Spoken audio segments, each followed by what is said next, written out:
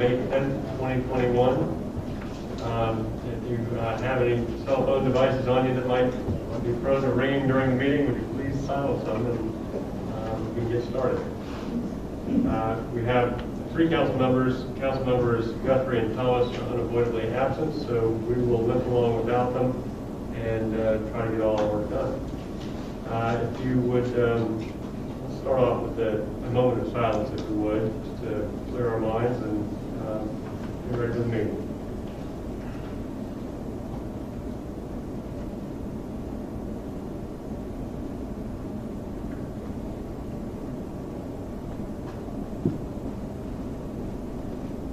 Okay, thank you. Anybody who's willing and able, please join with me in pledge of allegiance. Pledge allegiance to the flag of the United States of America and to the republic for which it stands, one nation, under God, indivisible, with liberty and justice for all. All right. Thank you. We have several presentations this evening, and we'll start off with Councilmember Paul Harrison will do the initial honors.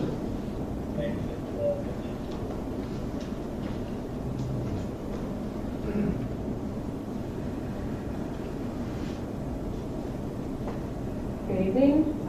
If Kim, Tracy, and Chris Kennedy can come up to the podium, please. Thank you.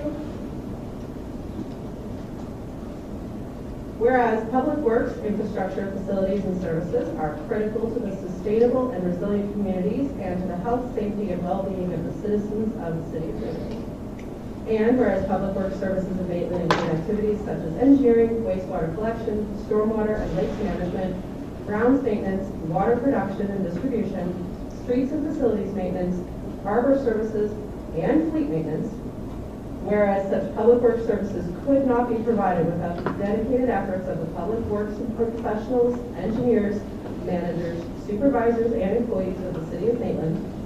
And whereas the efficiency of the qualified and dedicated personnel who staff public works departments is materially influenced by the people's attitude and understanding of the importance of the work we perform. And whereas the year 2021 marks the 61st annual National Public Works Week, sponsored by the American Public Works Association. Now, therefore, I do hereby proclaim the week of May 16th through May 22nd, 2021 as National Public Works Week in the city of Maitland, Florida, and call upon all citizens and civic organizations to acquaint themselves with the issues involved in providing our public works services and to recognize the contributions which the public works team makes here every day to our health, safety, comfort, and quality of life. Congratulations. Thank you.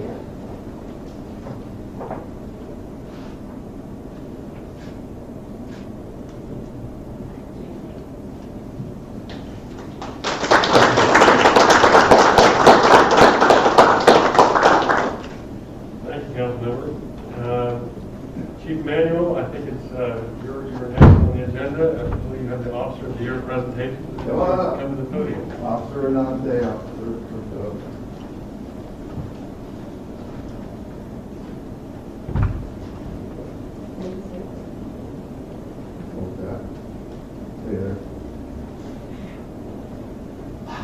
Mayor, City Council, City Manager, thank you for this opportunity to share the Officer Year for 2020 for us. Last year was a very interesting year, and I'm so proud to have Officer Renante Cordova up here as Officer of the Year. I usually only have one, but I really couldn't pick between two of them, so I used my chief card and picked both of them if I can do that. You know, as a chief or as a parent, you're not supposed to have your favorite children, but they are two of my favorite. They're outstanding officers, and the daily job they do would be enough to give them an Officer of the Year. But the 2 minutes I'm going to talk about tonight really put them over the top. The first one is Officer Renante, who went to a shooting call last year. And I wish I had an opportunity to show you the body camera, to give you a little bit more appreciation to what your officers go through and have to deal with on a timely basis. But it was an active shooting call on the west side, and Officer Renante and her shift showed up. After entering the house, they found one deceased male in the front lobby and then made their way through the house, where Officer Renante found a live victim in the back bathroom and locked herself in the door and shut multiple times. She made entry into that bathroom where she gave immediate first aid until Maitland's paramedics could get there. But during that whole time, she laid on the ground with this victim and held her hand and talked to her that she would be okay as the paramedics worked on her. To me, that showed such compassion and such bravery for an officer. Even after she was transported, she rode in the ambulance to the hospital with her, just so she's not going shock. And I think the quick service of the paramedics getting there and her staying with the victim, she didn't go into shock, and she's still with us today. That was Officer Nandi. Officer Cordova, not much longer than that, responded to a shooting called apartment complex. You know, I was with her that day on the radio, and I was very proud to list her. She got on the scene, found the victim in the back apartment, multiple gunshot wounds. She gave out the directions where the suspect was, where to get first aid at, and still kept this person calm until paramedics could get there. That just showed unbelievable bravery and compassion. Her too rode in the ambulance with this victim, who today is still with us. I think both of them spent an extra effort with these patients and these victims. Now they're still with us today. That's why I chose them as Officer of the Year 2020. Thank you.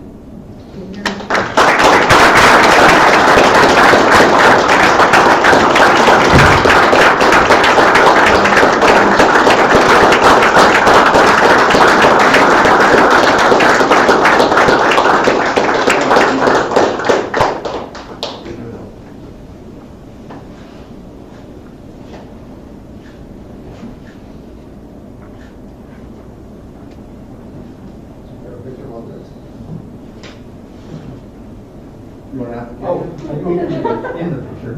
I'm going to take a picture. Look at a super trooper here.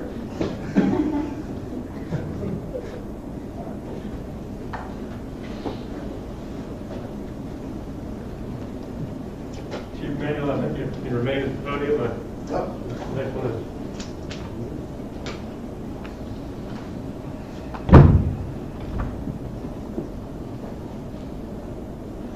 We have a proclamation for you as well. National Police Week. All right. So, read the proclamation and present it to you. Whereas, I can't see. Whereas there are approximately 800,000 law enforcement officers serving in communities across the United States, including 52 sworn members of the Maitland Police Department. That's right there this morning. You got 3 more this morning. Yes, we're growing. Okay, good. Whereas approximately 59,000 assaults against law enforcement officers were reported in 2020, including several assaults to our own Maitland police officers. And whereas since the first recorded death in 1791, more than 24,000 law enforcement officers in the United States have made the ultimate sacrifice, having been killed in the line of duty. And whereas the names of these dedicated public servants are engraved on the walls of the National Law Enforcement Officers Memorial, which was dedicated in 1991 in Washington, D.C. And whereas last year, 264 officers lost their lives in the line of duty, 17 of whom were from the state of Florida. And whereas the sacrifice and service of all the officers killed in the line of duty will be honored, and the names of the officers newly engraved on the memorial will be formally dedicated during the National Law Enforcement Officers Memorial 33rd Annual Candlelight Vigil. And whereas the memorial service is part of the National Police Week, which takes place this week, May 9th through May 18th, 2021. And whereas May 15th is designated as Peace Officers Memorial Day, with federal law, Public Law 103/322, directing that all flags be flown at half-staff on that date in honor of fallen officers and their families. And whereas the city recognizes the bravery and sacrifice that our Maitland police officers display on a daily basis while ensuring our safety, we honor their commitment to their community. Now, therefore, I, John Maitland, by virtue of the authority vested in me, as Mayor of the City of Maitland, do hereby proclaim the week of May 9th through May 15th, 2021 as National Police Week. Speech. There you go. Thank you, sir. Chief, would you like to say a few words? Well, I'll keep going.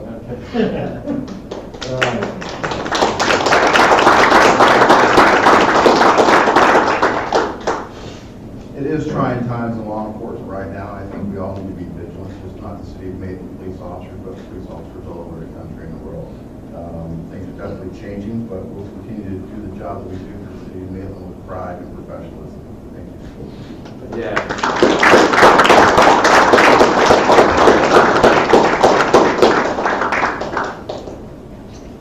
Council Watt?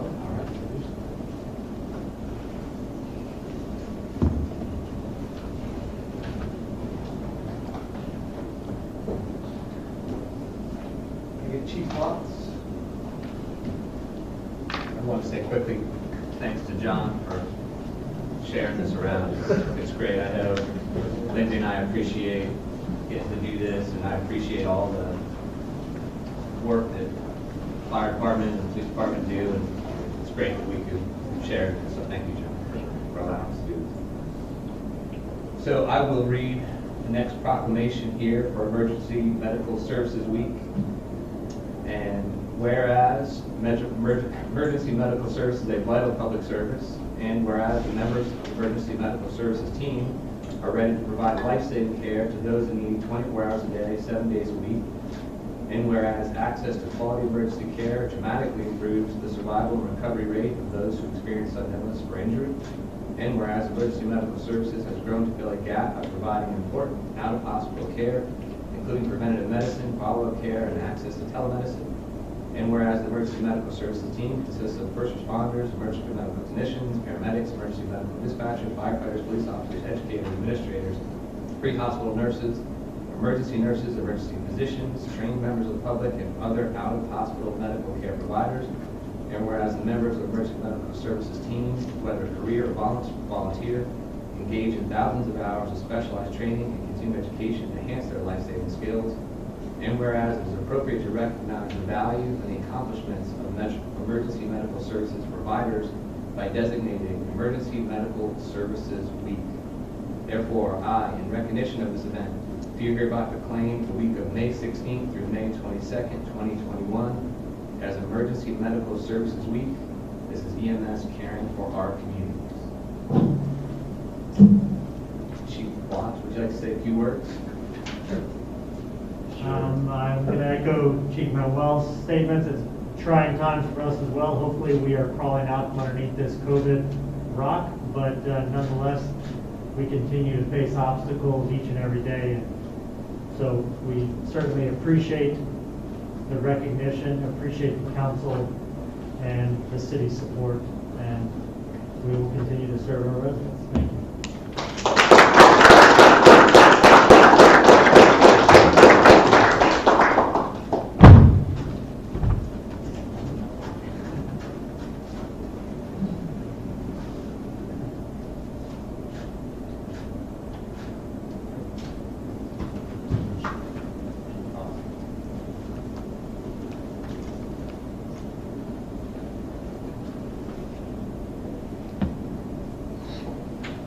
I think there's a plaque there for you, Chief, as well. Yes.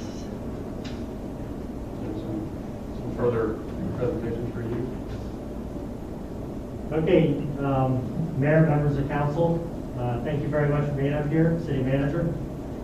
I'm pleased to announce that your fire department has been reaccredited.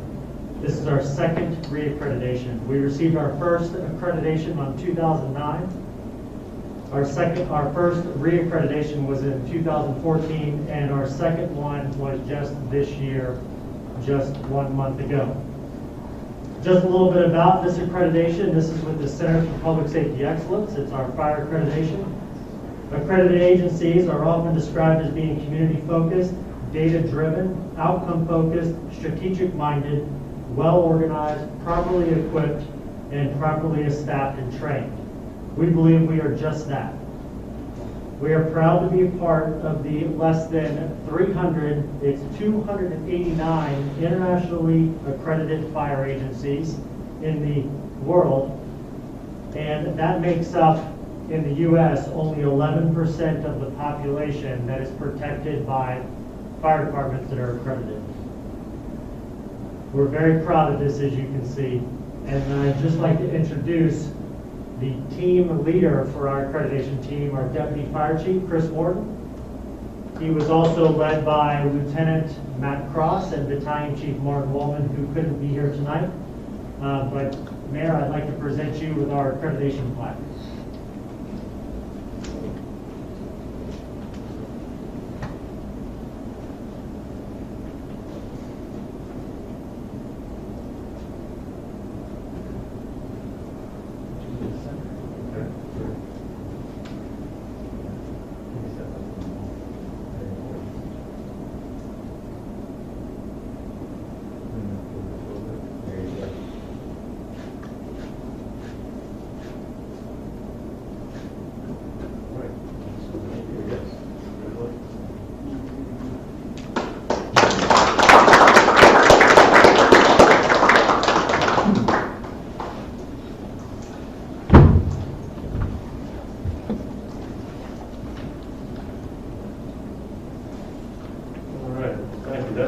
Some of the most difficult work that happens in Maitland happens at the police department, the fire department, and it's always good to know that we are in the best hands possible when it comes to that. And we're very lucky to be represented by such a fabulous department.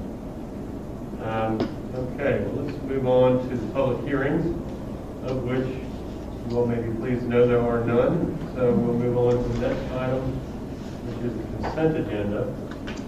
Let's see, let me ask the city manager if there's any old business to report before we get to the consent agenda. Just two short things. One, thanks to everyone for attending the strategic planning. That was really very useful for all the staff. It's probably one of the best ones we've ever had. And I'm working on getting that report to you for your review here at council. And also the TAB recommendation and the traffic study. We're planning to bring that to you at the next meeting in May. So that'll be coming to you most likely as a discussion item. And we'll move on from there. I see Brian's here, so I'm sure that's why he's here. Okay. All right, thanks very much. Yeah, I think that was a useful kind of strategic visioning session that happens every year with the city council. And I think it was somewhat fortuitous that COVID forced us outside, so it was nice that we had it out in the pavilion in the park, which was a nice change of pace. I think it was a good day to think about what our plans are for the future. So I think that was a good meeting. All right, let's move ahead to the consent agenda. And does anybody wish to remove any items from the agenda? Make a motion to approve the consent agenda. All right, well, actually, before we get there, I have to ask if there's any public comments on the consent items 2, 3, and 4. Those are items that would be subject to public comment. Seeing none, we'll close that up and... I'll second that motion. Okay. All right. Walter. Councilmember Paul Harrison. Aye. Councilmember Wild. Aye. Mayor Lenz. Aye. Okay. Next item is the public period, where anybody who would like to address any item not on the agenda, please feel free to come forward and say your piece.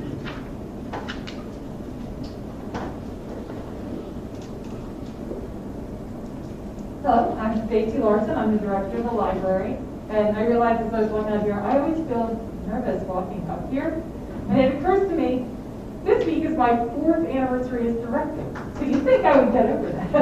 Thursday will be 4 years that I've been doing this. And that's why I get nervous, because I like the microphone. So COVID, of course, as you know, has clobbered a lot of our programming over the last year. And things are getting a little better, so we're starting to look at new and different ways to get you off of Facebook and off of YouTube and outside and moving. If you have ever taken a walk in Maitland, like around Lake Lily or over on the west side, you have seen the little chips in the sidewalk that say Maitland Walks 1/10 of a mile. So maybe you're new, you may not realize that the library was part of that grant that did that, and Maitland Walks is more than little chips in the sidewalk. It is actually a program that we offer at the library. It has been quietly happening over the last year. We have not really been doing anything, so people have been meeting and walking anyway. It's now back officially. So if you would like to join Maitland Walks, we meet on Thursday mornings 7 a.m. at the library. Then people walk in the local area. So they walk around Lake Lily, they walk around Lake Catherine. If you're really feeling like a hike, you can do Lake Sedalia. We have got some walking maps with distances for those. You may have seen the Maitland Scenic Walks Starts Here sign at the library, scenically right next to our trash cans. But the walk does start there, and it takes you around. People walk for an hour, and then they come back to the library, and we have conversation. We're doing water right now, sitting out in the courtyard, and then just enjoying the lovely spring weather. So I invite you to do that. Then this Saturday at 9 a.m., we will have Harmony Yoga at Quinstrong Park. We'll be doing Move in May. And next Saturday will be Dance Fitness with Christine McMinn, and both of those are part of our Move in May programming. So get off your computer, get off Facebook, and come to visit us at the library. Thank you, Stacy. And congratulations on your 4 years. It doesn't seem like that long, but I guess it is. I mean, It doesn't feel very long. I still feel like a new kid. yeah. All right. Get used to it, Dale. Down 108 Angelo Court. I just want to echo the celebratory anniversary for Stacy as well. And when I was here last, I didn't take the opportunity to thank as many people as I should have in the terms that I had as mayor. I mean, I think I mentioned Maria and Sharon, and these guys, Will and Dave, and all the people that do such a fabulous job that all too often we take for granted. And having been involved in the accreditation process with police and fire, it's a fabulous thing. We have no real understanding how good we are, how blessed we are, and how good they are. So I just wanted to address that, and Kathy as well, of course. Something that occurred to me watching Stacy come up. I vaguely recall, or maybe a little more than vaguely, that the last time this council voted on a site selection process for a library was last September. And I realized that we've had a virus to talk about that's kept us from making further headway, but it's been 8 months this time that we find a way to make some headway and establish some public input process to be able to get a better understanding before the momentum that was built up at the time dissipates.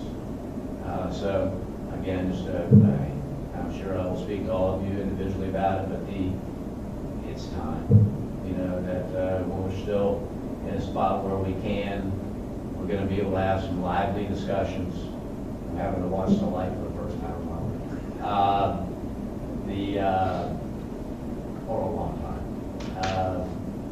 We have a great opportunity to talk about some ways that conceivably we can spend 7.4 plus, and what may be the best way to be able to do that to impress Christopher Wild and Leona as well. So that's our job. So appreciate it. I'm sure we'll chat about all these things and more. But again, thank you again. Let's keep going with the library discussion. Thanks. Thank you, Dale. Yeah, and your points are well taken. We are incredibly blessed to be here and have this staff. And I think the library discussion will come up pretty shortly, and in combination with other things, and how to figure out what the best path forward on that is. So those are all things we're keeping in front of our minds. Is there anybody else? Yes, Mr. Cowell. Ryan Cowell at 2090 Goldwater, and I just wanted to pass my gratitude on to the first responders as well for an amazing job you and your staff do for us, and it's very much appreciated. And just recently, there were a bunch of attention paid in our neighborhood in early March for traffic violations and whatnot. It was very well received in our community. I just wanted to thank you for that. And I understand that over the next few weeks you'll be considering how to move forward with our various traffic concerns and whatnot throughout our single-family residential neighborhoods. And I read the memo from Ian, who's now sort of a well-respected member on our TAB board, and I couldn't have paid him to write it any better, I think, in how he very eloquently split out the speed from speeding, and how speeding is somewhat of a legal term, and how it's dependent on whatever posted speed limit there is.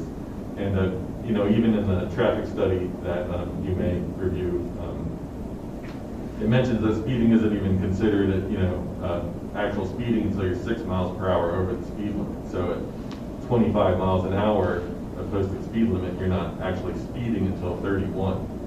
And it's, you know, if you were to compare that to, you know, the 3 minutes I have here to speak, I would be able to speak for approximately like 3 minutes and 50 seconds before it's even considered an overage or a violation of that 3 minute time period.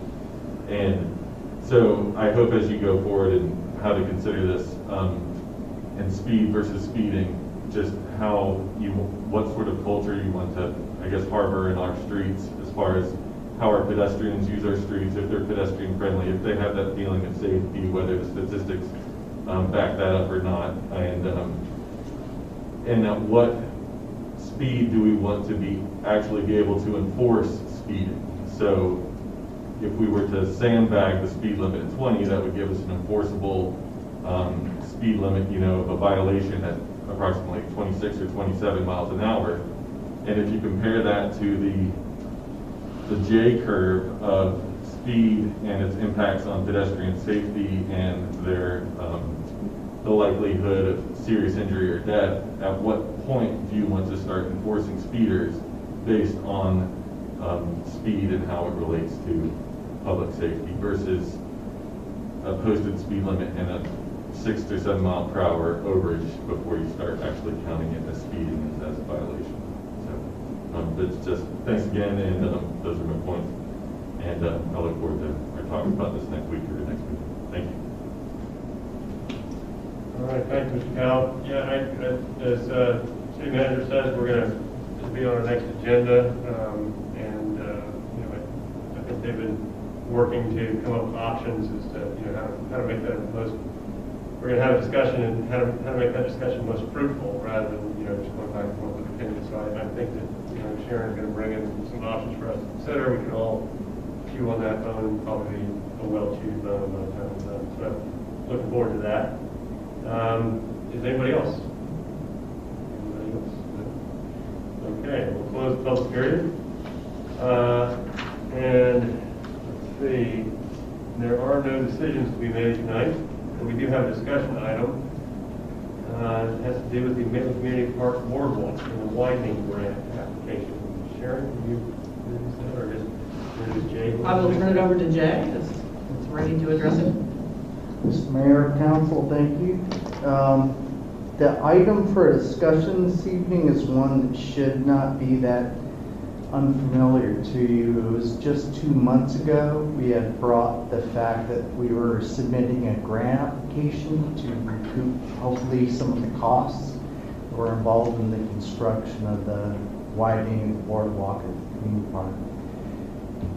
The issue at hand is that our understanding at the time we submitted the grant application was that we could dedicate the portion of the boardwalk that we'd like to widen, and that would be the only portion that would be held to the need for that grant for 99 years to dedicate that portion as an item for outdoor recreation.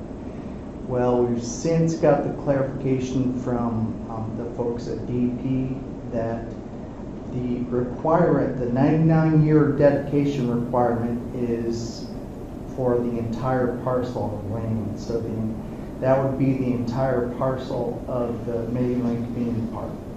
So we knew that council was somewhat sensitive to the dedication clause. There was a previous grant that was denied from the Land and Water Conservation. However, that grant that was turned down by council had a perpetuity clause in it, and this is only 99 years. So we thought that it is a long period, but we thought that it was somewhat different. So we wanted to bring this to you for clarification that the 99-year clause would be held for the entire parcel of the Maitland Community Park. So we wanted to answer any questions you may have, or get some general direction from the council if you felt that was okay to go forward with the grant application with that 99-year dedication clause. So with that, I'll be happy to answer any questions you may have. Well, thank you, Jay, and thank you for bringing that to our attention, because it was an issue of sensitivity to the council, so it was a good catch to bring this up and air it out here. So I saw the note about the building and the clarification. So so does that mean outdoor recreation? So if we decided at some point to put something else, not just even the existing building, but anything indoors, does that trip this? Well, we got some clarification from a conference call with the DP staff late last week, and the indication they gave us was that the building could be expanded. It is considered a recreational building, and even though the clause is for outdoor recreation, that would qualify, but it was recreation related. I didn't press them on if there were other items that weren't related to recreation, if that would be in violation of the clause, but the general idea I did get from them was that if it was a recreational type of item, that would be okay. So like in any addition, because that building, I can see a time in which that building, something happens with that building. Right? Yeah, which they were fine with. There was no problem with that. Because I could see us repurposing some parts of that meeting space, something, there could be something in there that would.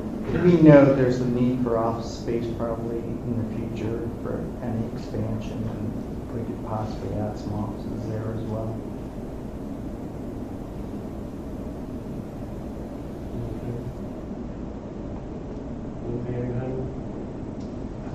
I will renew my comments that I made when we turned down the grant. What else are we going to do with that land? So I don't see any issues with it, and I'm perfectly happy for us to accept the grant.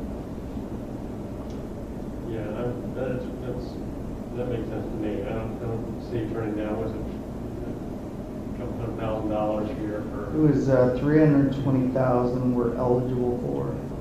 And Yeah. again, this is just an application. We haven't been awarded the grant yet. Well, I don't have any problem with that kind of restriction, taking that money with that, because this is the community park. We're not going to do anything with that land in any other way, except for the possibility of expanding the building there. They'll be reasonable about the expansion of the footprint of the building in the future. I can't imagine, well, I can't imagine, but I would hope that they will not be problematic about that. So I don't have any problem taking or pursuing the grant. I'm with you on that. I don't know how those grants are issued, if there was something you could have now that says this type of expansion of that building is going to be deemed okay. So just, even if it's not necessarily in the grant itself, if there was some clarification we could seek now so that we wouldn't have to, we feel good, we stick that in the file. I don't know how much of that finding, but something you could have for reference when, if a future council is sitting up here and they want to know what to do, we sought the clarity now instead of them having to seek clarity in the future. So that would be my, if at all possible, I would try to get it. Like I said, this is just an application, so the awards won't come out until later this summer. So at that point, if we are awarded the grant, we'll get a grant agreement sent to us, and we can make suggestions for modifications to the agreement that the DEP folks might be acceptable with. So we could ask at that time. Yeah, like I said, even if it's not in the application, even if it's not in the grant itself, something that helps us. I get it. And you won't come back to us with this, or assuming that you get the grant, you apply for the grant, you're awarded the grant, it's not coming back to the council for any reason. No, the only time it'll come back is the acceptance of the grant that you get. So we have notified if somebody's so offended by the language at that point, we'll take it up then. Okay. Well, I think that that concludes the discussion there. What else do we have? We're up to the city manager's report. I have just one item. I was contacted by the Ballards who run the Thurston House, and it looks like they might want to be retiring, which leaves us with, we own the house, we don't own the furniture inside of it, we own the land. Bed and breakfasts are not a hot item, and the fact is that any new owner couldn't own the building. So they would be buying tangible goods and a lease. So we may want to talk about what other options may be there for that building.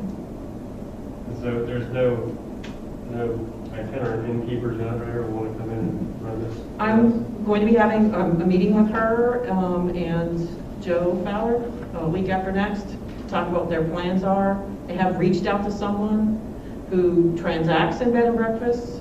Ours is just different because the residents voted not to sell the building. So the only thing are the contents and the name and a lease that we can only give them for so long because they can't. They have no hope of ever purchasing it. Okay. And it's in the middle of a park, so I mean, I certainly get that issue too. Right. So, we've come up with some ideas. Some Jay doesn't like sending them over there, putting offices there, but it's a beautiful house. So if you haven't had a chance to tour it before we make any decisions, it might be worth going over and seeing the house. I mean, it's gorgeous. It's completely redone. When is their lease up? They have 3 more years. Oh. So for them to try to sell it to someone, they'd be just selling a 3-year lease with tangible good rugs and that. So. Well, I would imagine if they find somebody who's even partly interested, they can come in and renegotiate the deal and we'll do that. So, Yeah. Yeah, so I'm trying to get an idea of their timeline, and then for anybody who hasn't been there, I'll set up the meeting. She's always welcome to show you around and see how beautiful it is out there. Have you all been to the Thurston House? It's pretty good. It's pretty neat. It's like a neat old, it's not something you would expect to find in this area. An neat old B&B. We actually bought it, we bought it to tear it down. And when they opened the doors and they went in, they were like, oh, we can't tear this down. I mean, it's just, so they refinished the Ballards actually. Our Public Works Department and the Ballards refinished everything inside. It's just gorgeous. Okay. All right. Mr. City Attorney, anything? No, sir. All right. Anybody on council have anything to report? I just want to mention that the redo of the Harry Potter movie night was a huge success. We went up there and planted ourselves on a blanket under one of the trees and sat and watched as people floated and brought their chairs, and there was footballs being thrown around and frisbees and kids running around everywhere, and it was fantastic. It was just so great to be able to have our downtown living room just being open to the public with everybody coming and joining in, and it was a really great night. So congratulations to Jay and his entire team for once again hitting it out of the park. So thank you for making these evenings possible for us. All right. Mike, anything? We got that email from a resident last week, and I think some of those things on his email, Zadi's email, we actually talked about it at our work session, including the tree issue, which we talked about, and I think I had follow-up with Sharon on this. So, and I had another. It was appropriate because I had another person talk to me about how the issue of trying to get trees cut, how do we do it in conjunction. So I do think that's something maybe, I don't know how quickly that can get done for this hurricane season, but I think that's definitely an issue. I don't know, John, if on your side of, you have those things in your backyard too, but. Yeah. Well, I saw last week, I think, the tree service came down Howard Drive, and taking a lot of the, and I was hoping they would, you know, that's just the frontage right there on the main road, and I was hoping they would get to the back lots and go back and I don't think. No, the notice we got from them, there was a map attached. It's the work they're starting this quarter. It starts at Arapahoe, it goes east. So it's past both of your backyards. So however your condition is now, that's their trimming, which I don't know exactly when they did that. Over a year ago, maybe? Oh, it's been, Yeah. We did have a meeting, and I told Councilman Wong, we met with, we have a quarterly meeting with Duke, and one of the, or monthly now, I think actually, one of the topics was the vegetation management. So their guy is willing to come out, and I asked Councilman Wild if he could show him what he's talking about, like if he could see it, because he's willing to come to a council meeting, but he can't actually see, wants to see exactly what it is that is the concern. Because I guess they're trying to balance trimming with, people don't want the trees over trimmed. And, but I mean, to me, it doesn't, your backyard didn't look trimmed, I don't, no. So we are gonna pick a date and go out there, and I think, Councilman Wild, you're gonna try to find some neighbors, which shouldn't be hard, Yeah. so we can look at their backyards as well. I was trying to make sure that this didn't come into people coming into my yard to trim trees, you know, that I was making a point of. I was trying to find other people's yards so that this became about just a community-wide issue, just, because I think there's a lot of, I've gotten some complaints in there. You've got underground in your backyard, right? So, but I know this is an issue for, because you know, John, the wind blows wrong, and a tree hits the line, and you've got an outage. So. Yeah, it's, I mean, it should be never-ending task, you know, like painting the Golden Gate Bridge or something, but, you know, just finish one, turn around, come back the other way, but, you know, it's been years since anybody's been in my backyard, and I've done what I paid other people to be out there, do tree work, but I think to do tree management, vegetation management around those power lines, you have to be certified. You know, you have to be certified. Lines have to be de-energized. You know, it's. yeah, those guys are certified, doing those trees. But and another thing that was in that email was, and I talked to Sharon about this as well, was that odd circumstance of the sewer main being across the street from, you know, that kind of leaves. And that may be an issue that we need to discuss in the code. I mean, his problem was that, you know, he needed to clear out a sewer line to get to the main, but the sewer line ran on the other side of the street, so he would actually have to cut up the road to get to the sewer line to get to the other side of the street, which, you know, I think it's just kind of an artifact of the way the code is written, that, you know, in the way that those, you know, the subdivision was laid out, that it creates it's a problem for a lot of the homeowners, I think, to be able to maintain their own system when their own system is actually lying underneath the road that they can't really access. Right, underneath the sidewalks and road. Yeah. So that may be something we need to kind of get our hands around as well, see if there's a fix in the code for that. Yeah, because with the water meter, there's a line of demarcation, as we talked about, your side of the meter, our side of the meter. You know what I mean? But that can involve sidewalks. If the meter's on the other side of the sidewalk, then it's the homeowner having to rip up the sidewalk. So I think there is some clarification that can be made, either at the right-of-way line or private property line. But unfortunately, since the sewer line's just one big lateral right into the main. There's nothing to say stop it here. Right.